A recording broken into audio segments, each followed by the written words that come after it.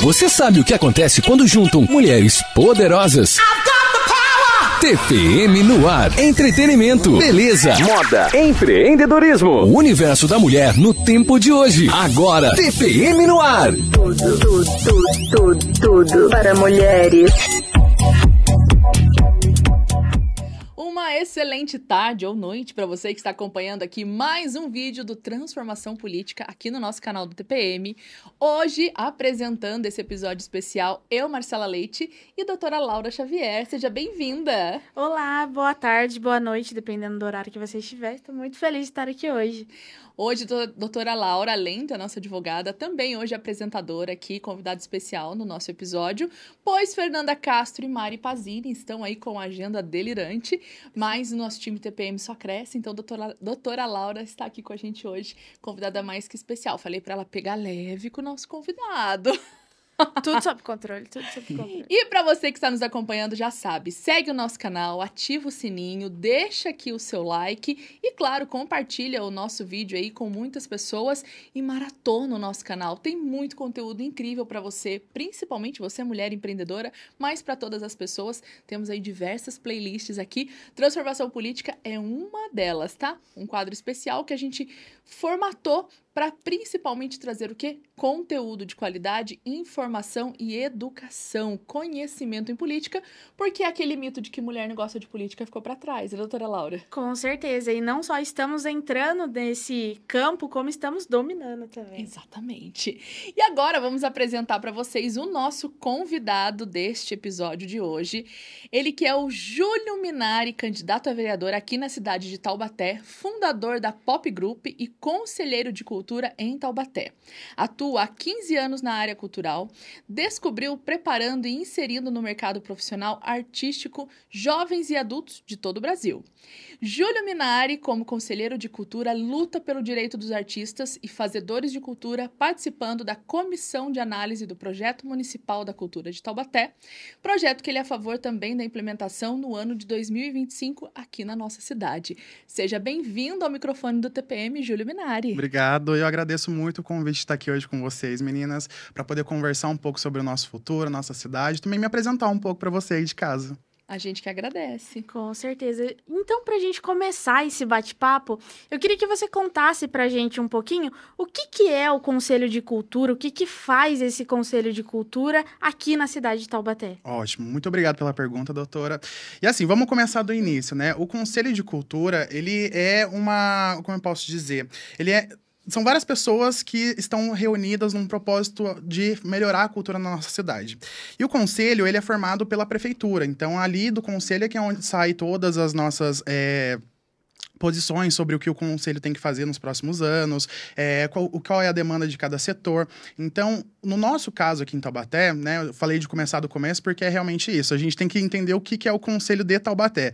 O Conselho de Taubaté, nos últimos anos, foi um pouco defasado. Ficou um pouco defasado porque não tinha toda uma estrutura, não tinham pessoas realmente aptas ali dentro do Conselho.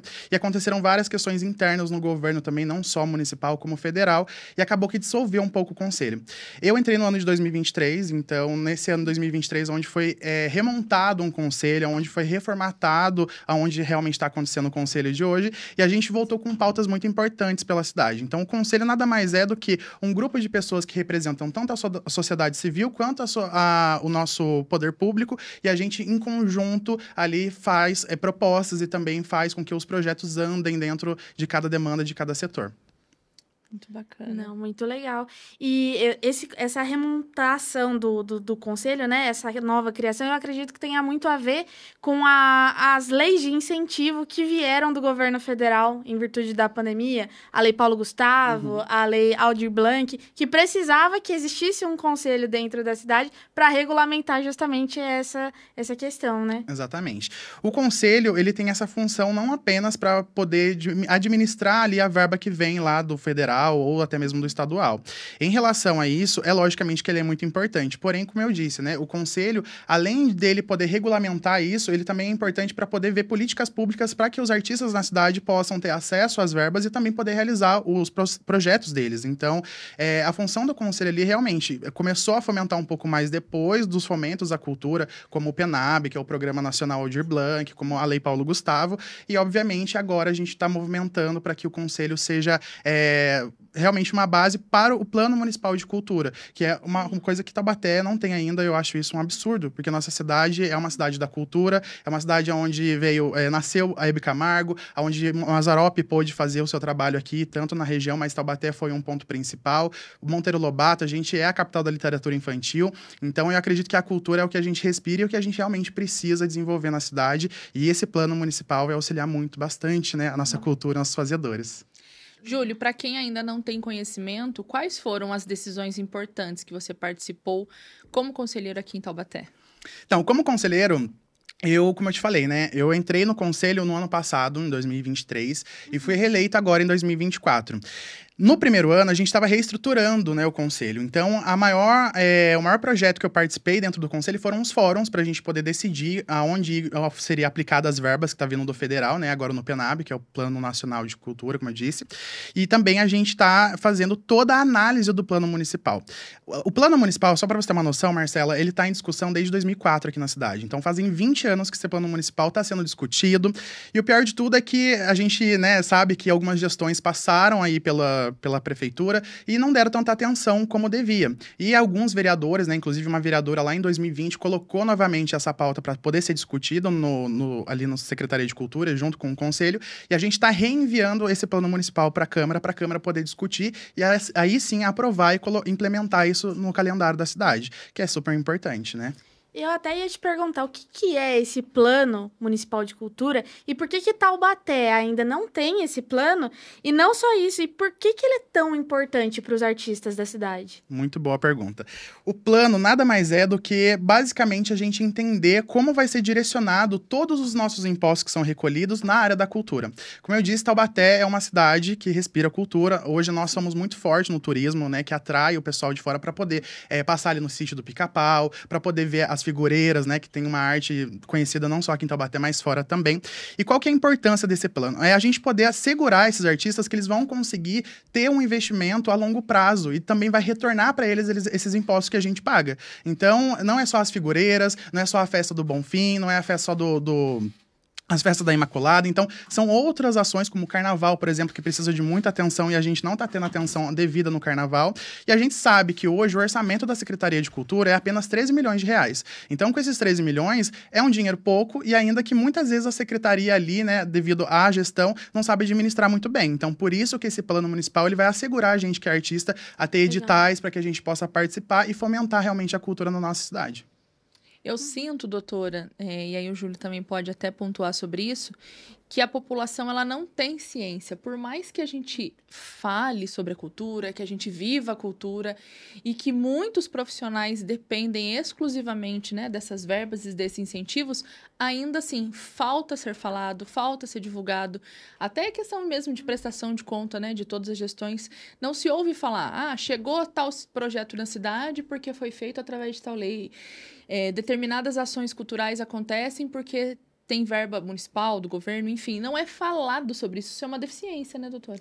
Não só é uma deficiência, como é uma forma errada de se olhar para a cultura, porque se você for parar para pensar ela como uma economia, ela é uma economia criativa, exatamente, que gira o turismo, que gira a economia da cidade em si. Então, se você começa a olhar para a cultura com esse olhar diferenciado, de não só ser um gasto no orçamento, mas sim uma forma de girar a economia dentro da cidade e trazer lazer para as pessoas, acaba levando isso para outro caminho. A gente não precisa ir muito longe, né? O Rock in Rio acabou de acontecer no Rio de Janeiro e ele trouxe de retorno para o Rio 6,3 bilhões de reais.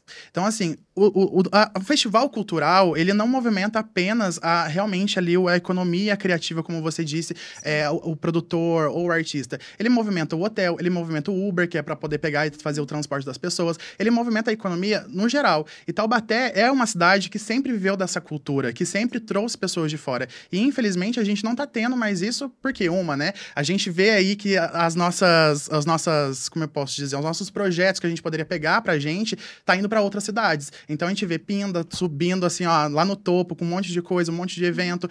O Carnaval de São Luís Paraitinga é o carnaval mais conhecido da região. Antigamente era o de Taubaté com as escolas de samba. Então, foi tudo muito defasado durante os anos e, infelizmente, a gente não tá tendo condições de realizar tantas ações quanto antigamente. E, infelizmente, quem perde com isso não é só a população de Taubaté, não é só os artistas. Isso é o geral, entendeu? Tanto nós que moramos aqui na cidade, quanto as pessoas que moram também ao redor. Então, eu acredito que se a gente fomentar a cultura, vai voltar realmente a ser aquela felicidade que era a cidade antes.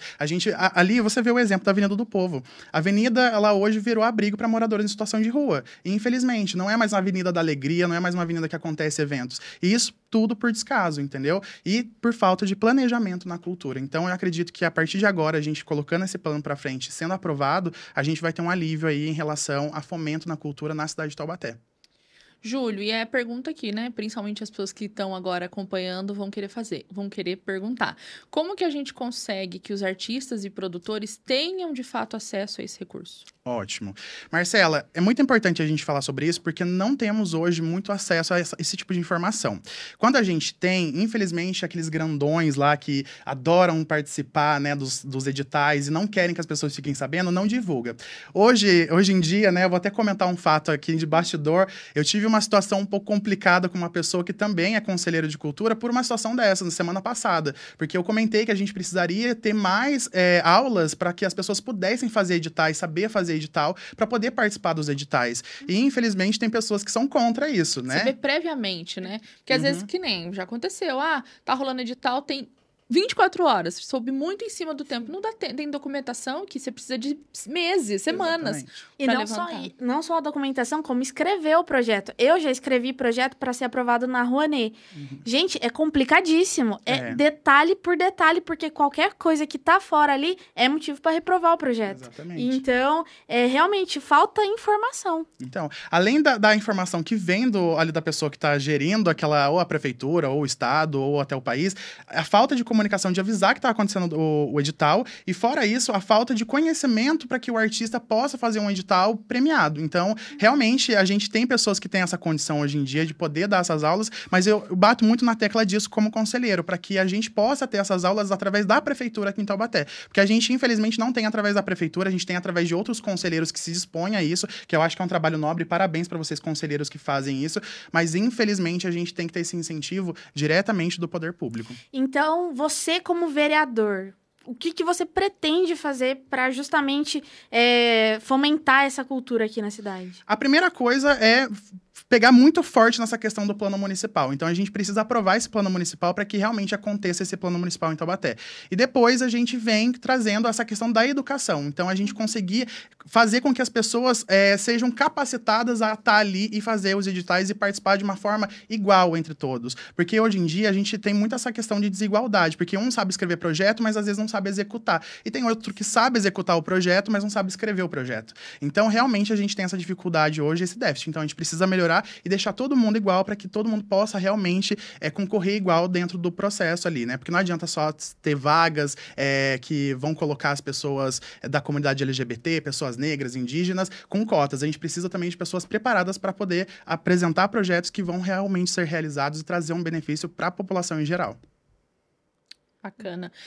Já fica aqui também o nosso alerta para você que tem muito interesse em conseguir conquistar aí um edital, conseguir ter a oportunidade de apresentar um projeto.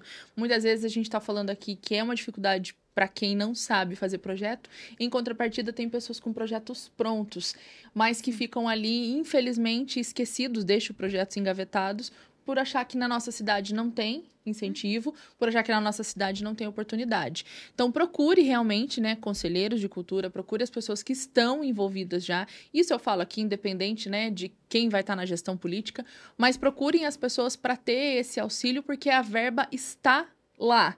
Ela precisa ser acessada, ela precisa ser buscada, ela precisa ser trazida, né? Essa é a palavra.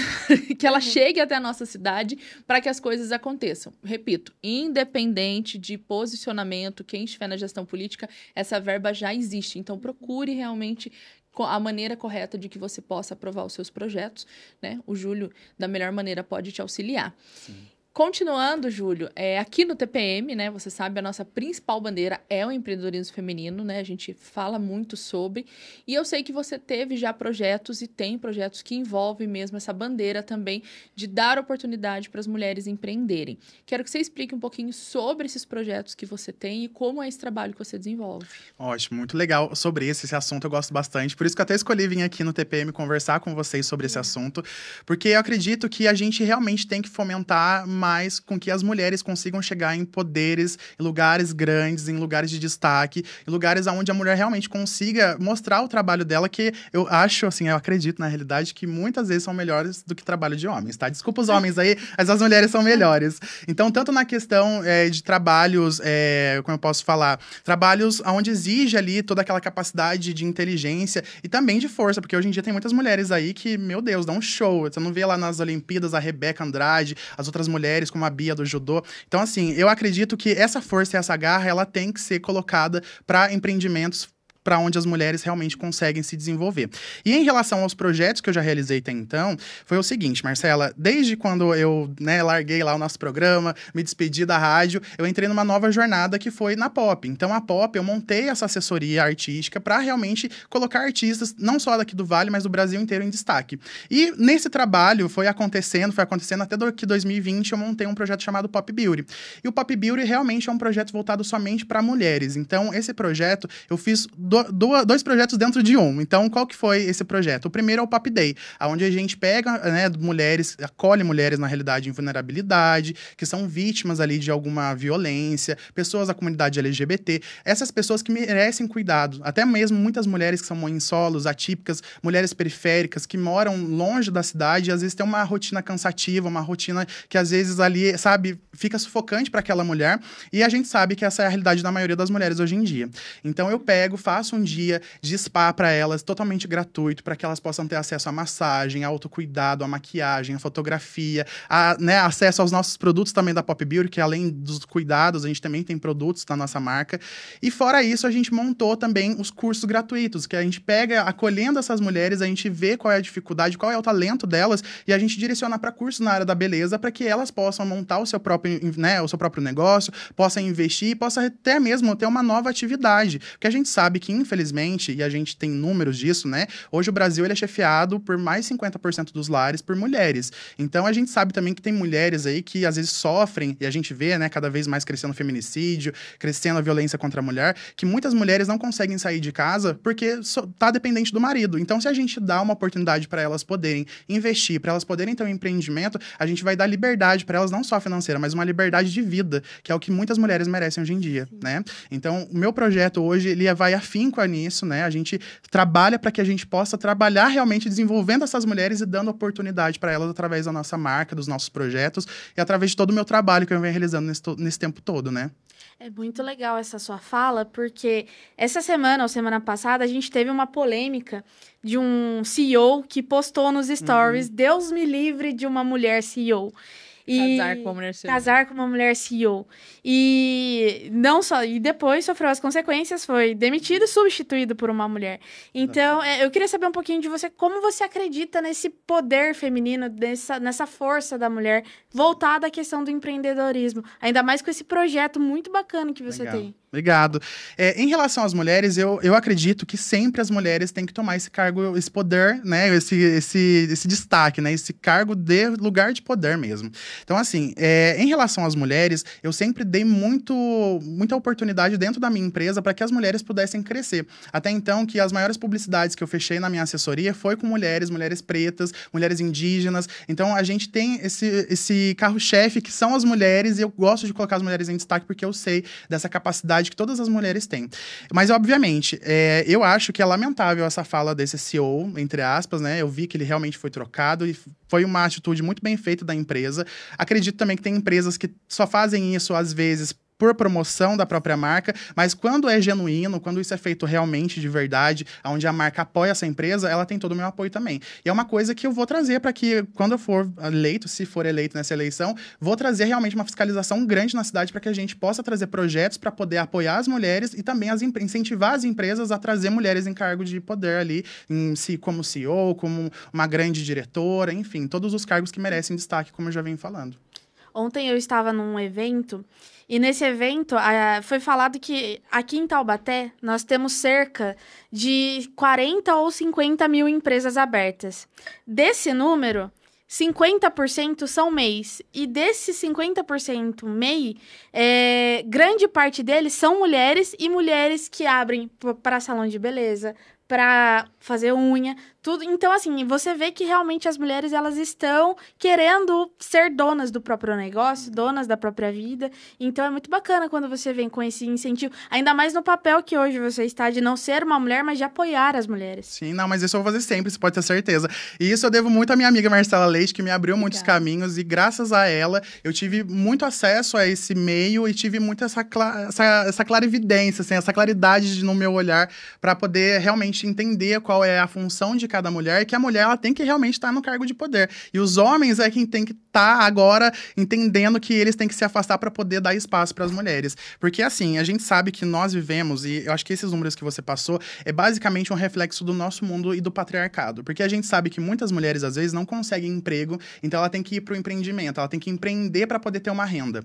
Então, isso já começa por aí. E o segundo ponto é que, realmente, como eu te falei, muitas mulheres, às vezes, não tendo essa oportunidade, vai ter que empreender porque senão ela vai apanhar dentro de casa, ou senão ela vai ficar refém do marido de falar, não, mas eu que pago as contas, você tem que me respeitar. E não é assim que funciona. Hoje em dia, a gente tá em 2024, hoje a gente tem que respeitar todas as mulheres, não só por causa das leis, mas sim porque somos seres humanos. A gente tem que analisar cada ponto positivo de cada ser humano e relevar aquele ponto positivo. E se a gente vê que as pessoas estão fazendo coisas erradas, ainda mais com as mulheres, a gente tem que denunciar. E a gente tem que meter no meio, sim, entendeu?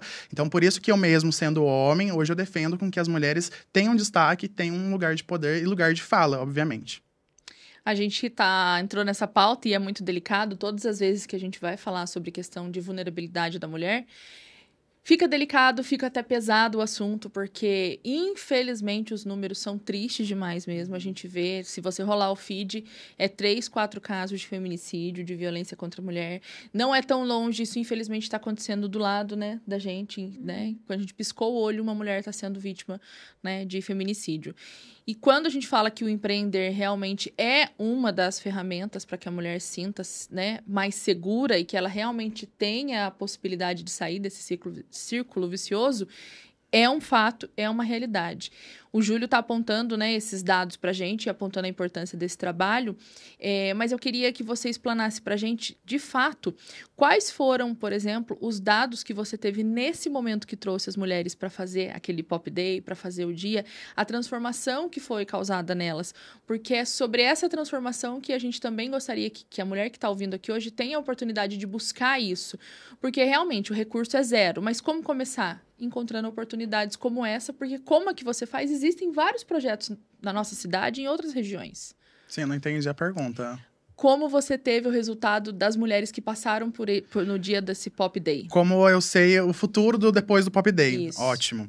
Então, o que acontece? A gente sempre tem uma produção e uma pós-produção que a gente chama. Então, sempre o pré, a gente analisa muito bem quem a gente vai chamar, qual é a história de cada pessoa, porque como é um evento beneficente, a gente faz em 2 sentidos também. Tanto para a pessoa que está vindo fazer o evento, quanto para outras pessoas que a gente vai beneficiar. Então, eu vou falar sobre o meu último evento que eu realizei antes da eleição, que foi um evento beneficente que a gente fez aqui em Taubaté, junto com a Casa Mulher e Vida, que é uma ONG, eu acredito que muitas aqui conhecem. Se não conhece, eu convido a conhecer, porque a Vera, que é responsável pela casa, faz um trabalho maravilhoso com mulheres, né, que têm AIDS, pessoas em vulnerabilidade. Então, a gente fez uma ação onde a gente recolheu absorventes, né, então a entrada era um pacote de absorvente, e a mulher, além dela ir e ajudar uma outra mulher, ela estaria se ajudando, né? Então, qual que é a nossa perspectiva antes e o pós desse evento? O nosso antes, a gente quis montar uma equipe ali que tivesse mães atípicas, que tivesse mulheres em vulnerabilidade, que tivessem pessoas LGBT, que tivesse pessoas num amplo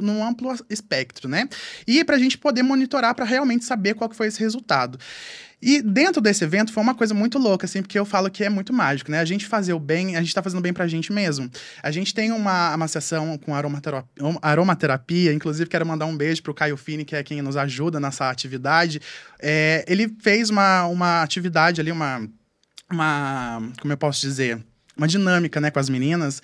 E naquele óleo, ele despertava algumas sensações, né? Então, ali as mulheres começavam a falar o que elas estavam sentindo, e esse óleo despertava sensações, assim, que estava guardado dentro dela, sabe? E foi muito legal que a gente imediatamente já viu o alívio de todas as mulheres que estavam ali. Então, quando a gente percebeu isso, eu comecei a querer realmente acompanhar cada uma delas. E o relato do pós foi muito interessante, porque todas falaram pra mim, Júlio, foi um dia que eu nunca vivi na minha vida, foi um dia que eu quero realmente voltar e levar outras amigas, porque eu fiquei em paz, eu consegui me conectar comigo mesma e eu consegui ter uma nova percepção de futuro. Que isso, pra mim, a hora que eu li aquela mensagem, eu falei, gente, nossa, o nosso trabalho que a gente acha que a gente tá fazendo pouco, mas a gente tá realmente transformando vidas. E em relação a todas essas ações, né, juntando com o que eu já trabalhei na Pop, a gente já mudou mais de 10 mil vidas, porque não só com a Pop Group, mas com a Pop Beauty, a gente desenvolveu mulheres, a gente inseriu mulheres no mercado de trabalho, e essas mulheres que já estavam fazendo o evento comigo nesse último, a gente já está direcionando muitas ali para fazer alguma atividade como manicure ou massagem até mesmo, para que elas possam também ter essa renda. Então, ali a gente dá oportunidade não apenas para que elas possam participar, para que elas possam se sentir bem, mas também para que elas possam ver realmente um futuro diferente na vida delas. E o resultado, então, ele é dinâmico, né, doutora? É importante, fiz essa pergunta justamente por isso, para que as pessoas tenham essa consciência de que, por menor que sejam as ações, elas geram bons frutos. É preciso fazer, né? Exatamente. É preciso ter a atitude de fazer. Levanta a bunda do sofá, minha querida, e faz, entendeu? É assim que funciona.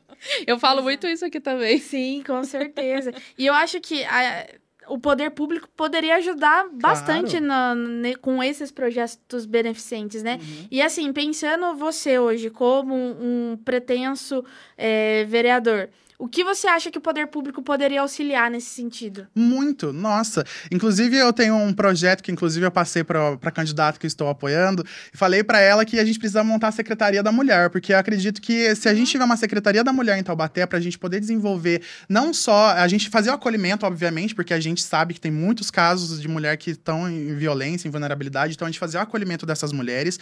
Fora isso, a gente também colocar ali projetos para capacitar essas mulheres e fora isso, a gente também trazer parcerias do próprio Estado para que a gente possa inserir essas mulheres em cargos de poder, porque tem muitas mulheres que ali estão na vulnerabilidade, mas porque não tem uma oportunidade, porque tem formação, porque já tem uma escola, mas às vezes foi mãe, perdeu todo aquele time ali da profissão dela, então a gente precisa reinserir essas mulheres no mercado de trabalho. Quem quer empreender, projetos para empreendedoras, e quem quer ir para uma empresa, quem quer se destacar na profissão já que ela está formada, a gente também faz isso. Tem o Sebrae aí que pode ajudar a gente, tem várias outras empresas e outras vertentes do governo.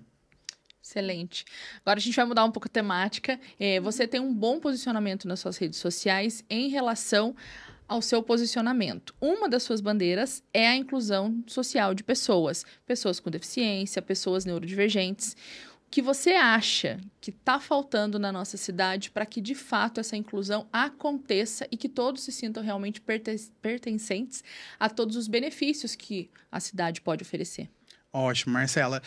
Para quem me conhece, sabe que eu tenho um sobrinho que é autista, né? Então, eu já cresci com exemplos dentro de casa que a gente precisava ter mais atenção com pessoas, por exemplo, neurodivergentes, deficientes, físicos, e também muitas pessoas que, como eu estava falando já e pegando um pouco do outro assunto, têm vulnerabilidade, né? E a gente hoje tem pessoas que lutam, né, por algumas causas hoje na nossa cidade, porém a gente vê que muitas dessas vertentes que as pessoas lutam é para trazer benefício próprio, e não para comunidade em geral.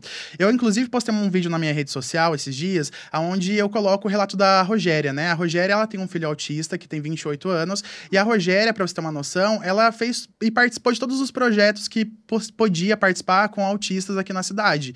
Porém, chega um certo momento que o autista, por exemplo, ele não tem mais aquele respaldo da cidade, aquele respaldo do governo com projetos onde eles possam se ocupar, onde possa dar uma continuidade nos estudos, né? Porque a cidade hoje, ela fornece um um estudo, entre aspas, ali até o ensino médio e depois cada um que se vire, entendeu? Então, infelizmente, a gente precisa modificar isso e uma das necessidades é a criação de projetos para que as pessoas possam ter uma recreação ou até acesso até mesmo a alguma atividade educacional dentro de algum ponto, até mesmo tem o Madre Cecília, né, hoje em dia, e tem outros centros que a gente possa fazer esses atendimentos. Fora isso, a gente sabe que a acessibilidade dentro da nossa cidade é um caos. Então, a gente precisa, primeiramente, conversar sobre isso. A gente hoje tem uma vereadora que é cadeirante, que ela luta muito por isso, inclusive a luta dela ela é muito genuína por todas essas causas, e eu gostaria muito que tivesse mais pessoas que representassem essas outras causas também dentro ali da Câmara. Então, a gente precisa, primeiramente, colocar pessoas que representem isso, elaborar projetos e fazer acontecer, porque também não adianta só a gente elaborar e a pessoa não executar, né? O poder público não executar. Então, é essa atenção que a gente precisa hoje com as pessoas que passam por esse tipo ou neurodivergente ou deficiente, enfim, qualquer tipo de dificuldade e deficiência. É legal você comentar sobre isso, e principalmente sobre a questão do Madre Cecília. Eu, particularmente, também vivo essa realidade. Eu tenho um tio que é deficiente e ele é uma pessoa idosa.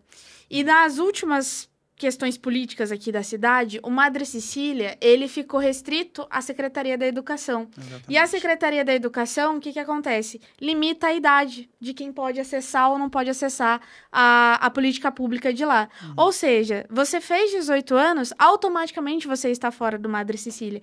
E graças enfim, a qualidade de vida e tudo mais, as pessoas com deficiências estão chegando aos seus 60, 70 anos, mas estão ficando desamparadas. Exatamente. Justamente porque não tem quem pense nelas na política pública. Exatamente. E é por isso que eu acho que assim também, né? Como eu disse, a gente precisa de mais pessoas que representem essas bandeiras, porém a gente também precisa de mais conscientização dos prefeitos, dos vereadores que não precisam desse tipo de serviço, mas que tem esse eleitor, que o eleitor tá ali dando voto, mas às vezes não tem essa atenção do candidato. Então, não é só em época de eleição que a gente tem que discutir isso, é todo ano, todos os anos, em todos os mandatos, entendeu? Então é como eu digo. E o pior de tudo isso não é só as pessoas especiais ou as pessoas com deficiência que sofrem, é as mães atípicas que estão ali cuidando dos seus filhos. Então eu tenho o exemplo da minha irmã, tenho o exemplo da Rogéria, que realmente ali elas pararam a vida delas para poder dar continuidade à vida dos filhos e se dedicam aos filhos. Isso é lindo, porque uma mãe atípica, só ela sabe o que ela passa.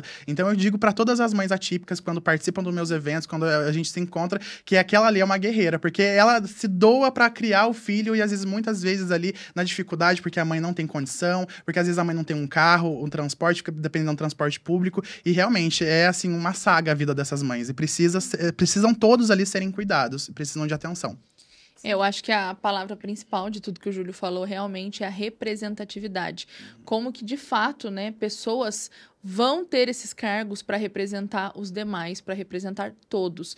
E se não tiver esses cargos, a decisão de quem você vai escolher para que te represente é muito difícil, é muito delicado, né, doutora? Não, é extremamente delicado. É uma decisão, assim, importante, que muitas das vezes as pessoas deixam para os 45 do segundo tempo mesmo, para escolher. E falando nessa questão também, a gente sabe que hoje, no Brasil, o Brasil é o país que mais mata pessoas LGBT+, no mundo. E aí eu queria saber um pouquinho do seu posicionamento com relação a isso. O que você acredita que o município pode auxiliar para a gente minar essa realidade? Olha, doutora, agora a gente vai entrar num assunto um pouco delicado até, que eu, assim, tenho que tocar nesse assunto, porque eu, como uma pessoa LGBT+, eu preciso levantar essa pauta, e obviamente que eu não sou uma pessoa militante, mas é logicamente que a gente tem que falar sobre a realidade hoje das pessoas LGBTQIA+, na cidade de Taubaté.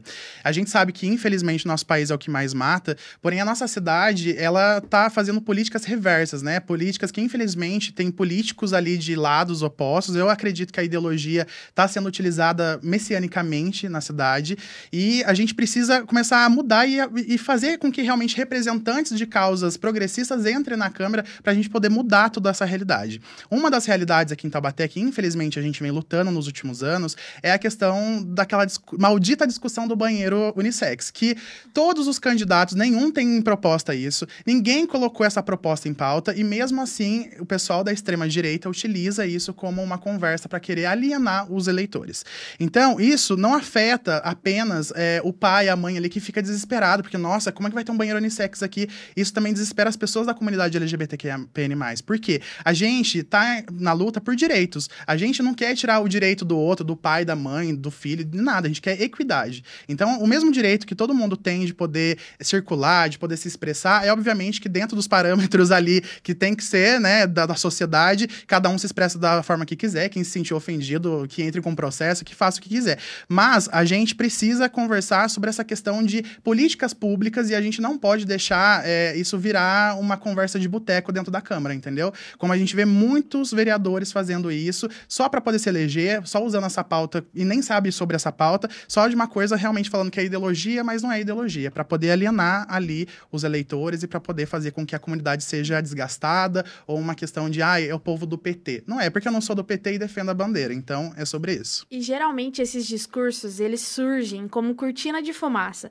Pode ver, sempre que surge esse tipo de polêmica, é porque tá acontecendo alguma coisa muito importante que todo mundo deveria saber. Exatamente. Mas pra maquiar, pra esconder isso aqui que tá acontecendo, a gente lança, vamos falar de banheiro unissex, mas não vamos falar, por exemplo, que o prefeito tá sendo acusado disso.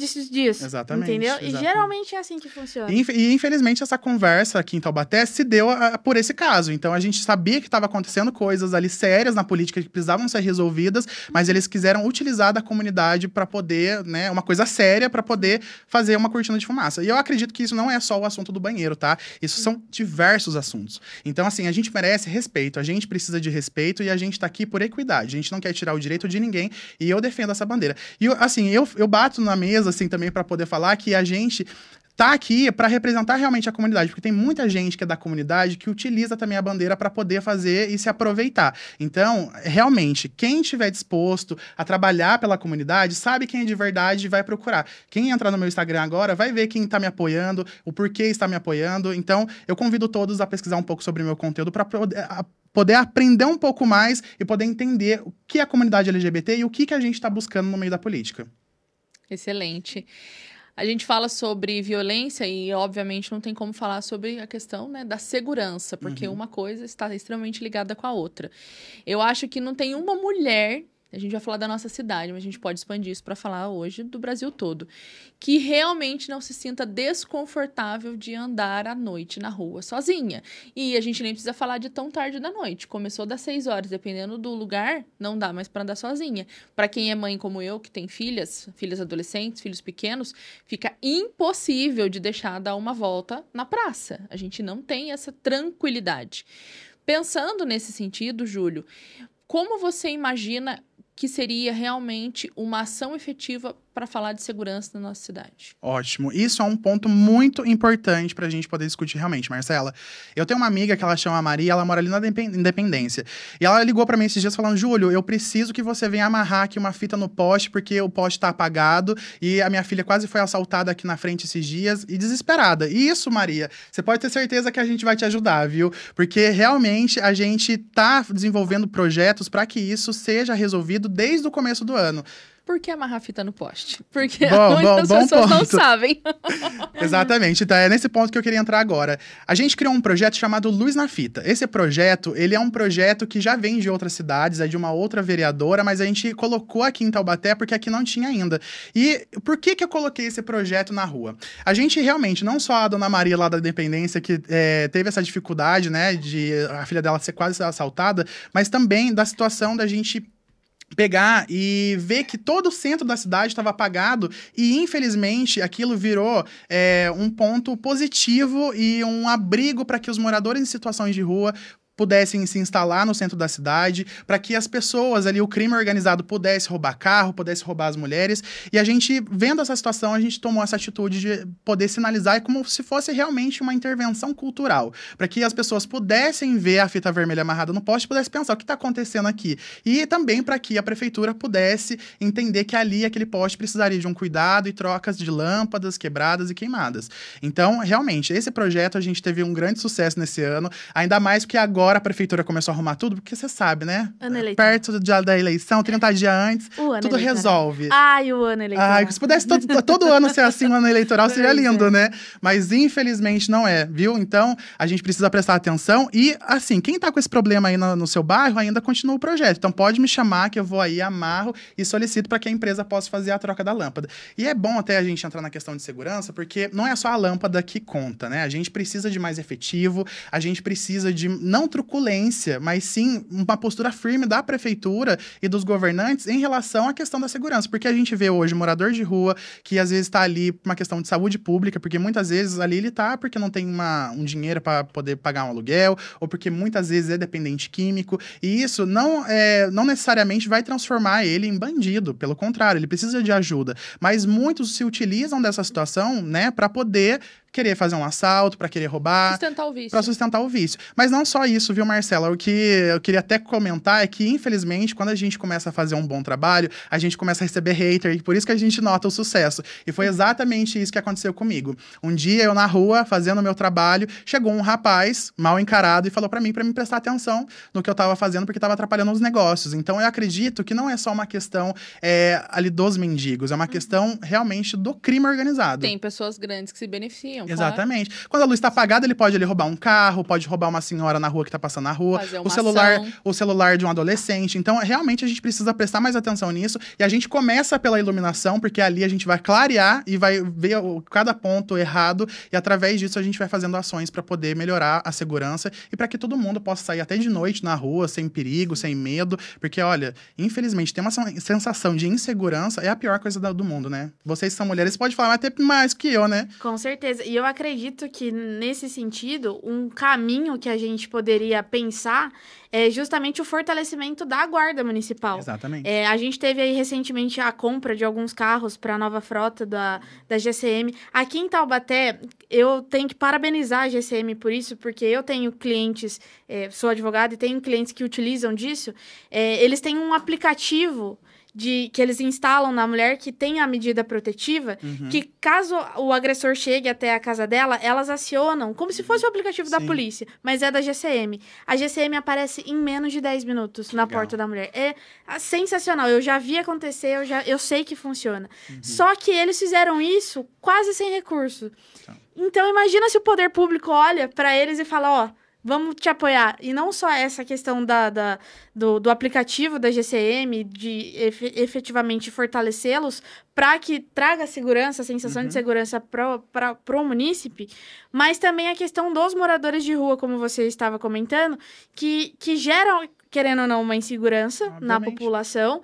E eu queria saber de você, efetivamente, o que você acredita que seja... Não existe solução fácil. A gente está vendo isso na prática. Mas o que você acredita que é um caminho para a gente cuidar desse problema na cidade? Dos moradores em situação de rua? Isso. Ótimo. Essa pergunta ela é maravilhosa porque tem um projeto que eu sou muito fã. Logicamente, como você falou, nada acontece da noite pro dia, mas tem um projeto que já foi realizado em São Paulo que se chama Braços Abertos. Esse projeto lá em São Paulo, ele fazia o seguinte: você acolhia aquela pessoa em situação de rua e fazia uma análise do perfil da pessoa para você poder ver em que ponto que aquela pessoa estava. Então, a pessoa ela é dependente químico, então você vai fazer um direcionamento para um tratamento de saúde pública. Então, lá você vai tentar tratar aquele doente, porque a gente tem que tratar como um doente, para que essa pessoa ela possa voltar para a vida, voltar para a realidade e assim você, aos poucos, inserir ela novamente na sociedade e também no mercado de trabalho, tá? Fora isso, a gente precisa ver realmente ali por que chega a droga ali. Porque, praticamente, o nosso sistema aqui de Taubaté tá virando uma cracolândia. E se você for ver, o sistema da cracolândia em São Paulo é basicamente isso. A gente tem os dependentes químicos, a gente tem o crime organizado distribuindo a droga ali e fazendo uma cortina de fumaça para eles poderem fazer o crime em volta. Então, basicamente, a gente tem que cortar pela raiz o problema. Então, a gente tratou o doente químico, né, lá o usuário, a gente vai pro crime organizado e por isso que seria interessante a gente realmente fomentar mais ali a guarda municipal, a gente trazer mais recursos até do governo para que a gente pudesse montar uma guarda forte aqui e efetiva em Taubaté. Porque eu vejo, inclusive, em muitas propostas aí de prefeito, que tem ali, eu vou colocar mais câmera e tudo mais. Tá, mas o que adianta você colocar mais câmera se você não tem efetivo na rua e um efetivo que realmente seja efetivo, entendeu? Então, é exatamente esse o problema. E uma outra questão, a gente sabe que Taubaté é uma rota entre São Paulo e Rio, e aí por aqui a gente sabe que nasceu o crime organizado aqui, entendeu? Então a gente tem que trazer também e cortar pela raiz muitas coisas que já estão estruturalmente em Taubaté. É obviamente que esse é um trabalho de muito tempo, a longo prazo, mas que exige realmente uma pessoa que tenha pulso firme para poder resolver esse problema. Porque, infelizmente, enquanto estiver chegando droga, enquanto tiver... Porque tem esse assunto, o pessoal fala que vem mendigo de van e o pessoal coloca aqui em Taubaté para pedir esmola. Eu acredito que não é isso. Eu acredito que realmente são pessoas que estão em dificuldade, em vulnerabilidade, que precisam de ajuda e que muitas vezes ali não sabe nem o que está fazendo direito e é aquilo, como eu te disse. A pessoa tá ali dormindo, gerando insegurança para outras pessoas, porque o psicológico das outras pessoas fica abalado por ver, às vezes, um morador de rua ali, porque acha que é bandido também. E sem falar da falta de higiene que fica na cidade inteira, né? Porque a grande reclamação hoje é que ali a Avenida do Povo cheira xixi, cheira fezes, e infelizmente isso não é legal. Como eu falei, era a Avenida da Alegria, e hoje transformou na Avenida da Tristeza, né? Infelizmente. Ai, é um assunto que a gente fica, assim, com a sensação de desespero, porque nós, moradores da cidade de Taubaté, a gente está vivendo essa realidade, está sentindo, de fato, na pele. E aí, talvez outras pessoas que não sejam da cidade vendo isso, não entendam como a gente fica realmente com essa sensação. Em outras cidades, eu sei que também, infelizmente, tem acontecido isso, né? O pós-pandemia gerou muita, infelizmente, né, uma situação de aumentar os moradores de rua, e aí vem outras questões. Mas para a gente finalizar, Júlio, eu queria falar agora sobre a questão da saúde na nossa cidade. Não tem como pular essa pauta, porque é uma das pautas que todas as pessoas se preocupam, que a gente quer saber mesmo de todos os candidatos, né? Qual é a visão em relação ao problema que a gente vem enfrentando. A gente tem hoje 2 hospitais na nossa cidade, temos um hospital regional que atende a demanda, né, de todo o estado, e um outro que praticamente fechou por conta de, né, inadimplência do repasse de verbas, que é o que a gente soube, né, a princípio. E a gente vive uma situação hoje que quem depende do SUS não consegue fazer o exame, as filas para os médicos estão durando meses e meses, eu falo mais de 6 meses para as especialidades, sendo que nas cidades vizinhas, como a gente mencionou, por exemplo, em Penda, em Tremembé, em Caçapava, a gente tem atendimentos que são no mesmo dia. Você chegou, você já faz os seus exames, já passa de volta na consulta e já sai dali com o seu diagnóstico para buscar um tratamento. Em Taubaté, Júlio Minari, qual a sua visão de solução, ou pelo menos uma ideia do que pode ser feito para que rapidamente a gente tire essa fila aí de espera de exames e de consultas de especialidades, né? Ótimo. Marcela, a Taubaté, ela já teve uma fase que ela foi muito boa na saúde, sabe? E, infelizmente, a gente vê nos últimos meses os funcionários do próprio postinho, do próprio UBS, sem salário, com salário atrasado. A gente teve uma grande dificuldade. A gente sabe que, eu não quero falar também de gestão pública de outros prefeitos, mas, infelizmente, aconteceu várias negligências, sabe, nesses últimos tempos. E Taubaté vem passando por uma situação de saúde que tá quase uma calamidade pública, realmente, porque a gente vai no pronto-socorro, é um tempo absurdo para você poder ser atendido. Eu falo de exemplo próprio. Que é o seguinte, eu tenho um exame que eu tenho pra fazer faz 1 ano e meio, que eu tô esperando o pessoal ligar e marcar o exame. É um exame de sangue, só pra você ter uma noção. Um exame simples. Então, é um exame que seria resolvido, assim, na mesma semana, porém, eu tô aguardando há 1 ano e meio. E eu continuo aguardando, porque eu quero ver quanto tempo vai demorar pra poder me chamar, porque a gente precisa ver o tamanho da incompetência das pessoas pra gente poder ver a nossa realidade, entendeu? Pra gente ver aonde a gente tá. E não é só o momento que a gente precisa, porque que nem eu não preciso do pronto-socorro e graças a Deus não quero vir precisar. Mas eu vou fazer uma consulta ali no postinho, no PAMO, tá demorando quase 6 meses para você poder agendar uma consulta. Isso é um absurdo. É obviamente que esses números vão diminuindo conforme a campanha vai passando. Então tem gente aí que agendou para semana passada e já foi atendido. Mas obviamente a gente vê que é puro fator eleitoral, entendeu? Então a gente precisa prestar atenção porque a primeira questão é a gente conseguir entender que os profissionais precisam ser bem remunerados, a gente precisa ter um quadro adequado de profissionais para poder atender a cidade. Começa por aí. A gente hoje não tem esse quadro adaptado para a cidade de Taubaté. Segundo ponto é a gente conseguir fazer com que as UBSs, que os PAMOs e que o pronto-socorro consiga atender toda a demanda de Taubaté. E isso a gente vem tendo muitas dificuldades, até mesmo por discussões que estão acontecendo aí na eleição até de prefeito, né? A gente vê a questão do hospital, enfim. E a gente tem espaço para poder fazer isso. É realmente questão de gestão, entendeu? Isso precisa ser, como a minha candidata fala, a gente tem que pegar as contas, reavaliar todos os contratos e fazer com que a saúde realmente faça acontecer a saúde na cidade. Porque dinheiro tem no caixa, porém é utilizado utilizado de forma que, infelizmente, a gente não tá sabendo para onde vai, ou é superestimado o valor, superfaturado, né?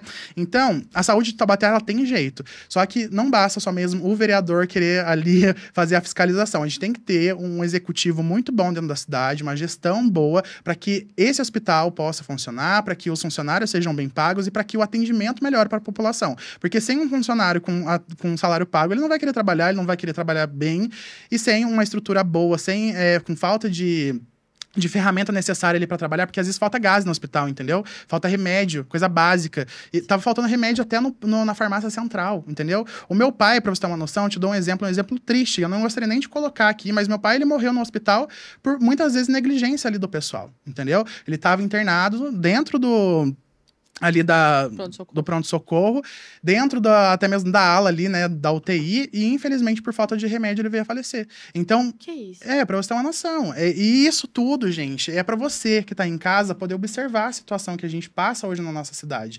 A nossa saúde, ela é prioridade. Tem muitos idosos que precisam da saúde. O meu pai mesmo, ele faleceu com 80 anos, mas ele era dependente de remédio ali da farmácia, que muitas vezes eu ia buscar o remédio e não tinha. Quando ele foi atendido, obviamente que todos os profissionais ali do hospital, a grande maioria atende da melhor forma, mesmo estando com salário atrasado, mesmo estando com situações precárias a trabalhar.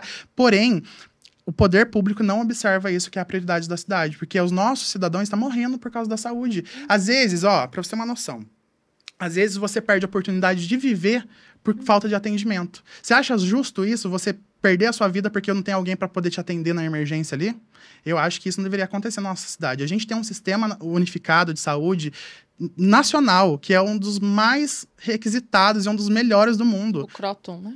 Não, o sistema SUS mesmo. O sistema CROSS que ele faz a divisão ali das consultas, vagas, né? Porém, o sistema CROSS também é algo que tem muita gente que é contra, tem muita gente que é a favor. Eu acho que o sistema ele veio para poder organizar, porque tinha muitos jeitinhos antigamente, então talvez realmente ele esteja funcionando, porém tem que realmente funcionar organizadamente, né? Não adianta ter um sistema que fala que tem que ser direcionado à vaga, mas não acontece da forma que tem que acontecer. Então a gente precisa realmente fiscalizar melhor essa situação e, obviamente, injetar investimento dentro do hospital para que a gente possa ter melhores atendimentos e funcione. Porque não adianta também só ter um hospital ali, atender gente de fora e a gente que é de Taubaté não tem atendimento. Exatamente. E voltando um pouquinho naquele assunto de orçamento, pela Constituição Federal, os 2 maiores orçamentos de qualquer município é o orçamento da educação e o orçamento da saúde.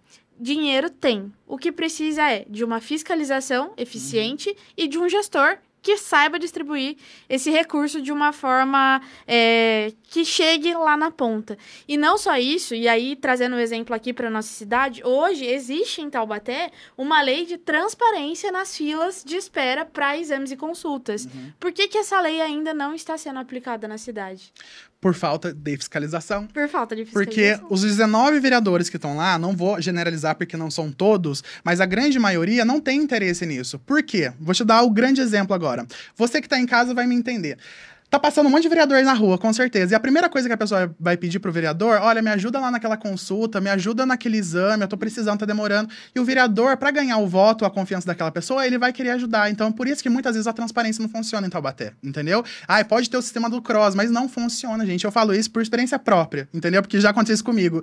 E eu falo para você aqui agora, te comprometo, com vocês isso, que eu vou fazer a fiscalização e vou fazer esse sistema funcionar com o vereador. Porque eu acredito que isso é o básico, entendeu? Porque por que a pessoa que conhece o vereador X, ele tem mais vantagem que o cara que tá lá na fila esperando já a vaga, ele já tá pronto para poder fazer o exame ou a cirurgia, entendeu? Porque sua vida vale mais que a minha, né? Exatamente. Então eu acredito que tem que ser igual entre todos, porque nós vivemos uma democracia e eu acredito que isso tem que prevalecer, né? Sem dúvidas.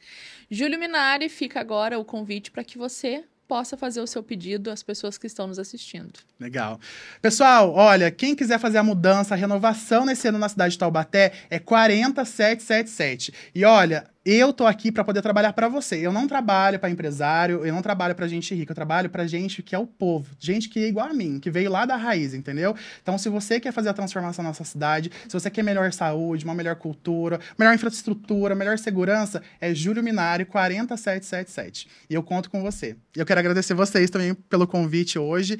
E, gente, quem tá aí também, vai lá na minha rede social, eu convido para ir lá no @Júlio Minari. Eu vou estar lá tirando as dúvidas, quem for da área da cultura, Cultura pode também conversar comigo, independente se eu for eleito ou não. Sou conselheiro até 2026, conselheiro de cultura aqui na cidade de Taubaté, então estou à disposição para todos. Júlio, nós que agradecemos. Quero agradecer também todas as pessoas que estão aqui nos acompanhando. E mais uma vez reforçar, né, o nosso propósito aqui no Transformação Política. Nosso objetivo é trazer, é claro, os candidatos que puderam estar presentes, se dispuseram a estar presentes, mas o Transformação Política continua após eleições. A gente pretende mesmo que essa bandeira das mulheres terem consciência política, terem interesse político, permaneça. Então, é um quadro o qual vai permanecer no nosso canal, não acaba agora com as eleições. A gente tem muita coisa para ser conversada e questionada aqui nos nossos microfones. Quero agradecer a doutora Laura, não só por hoje, mas por todo o apoio ao nosso quadro, a importância, né, de trazer conhecimento genuíno, porque sem conhecimento não é nada. Isso fica como reflexão para tudo que a gente falou aqui hoje, a importância de buscar conhecimento. Então, independente dos seus posicionamentos, busque estudar, vá buscar conhecimento na fonte.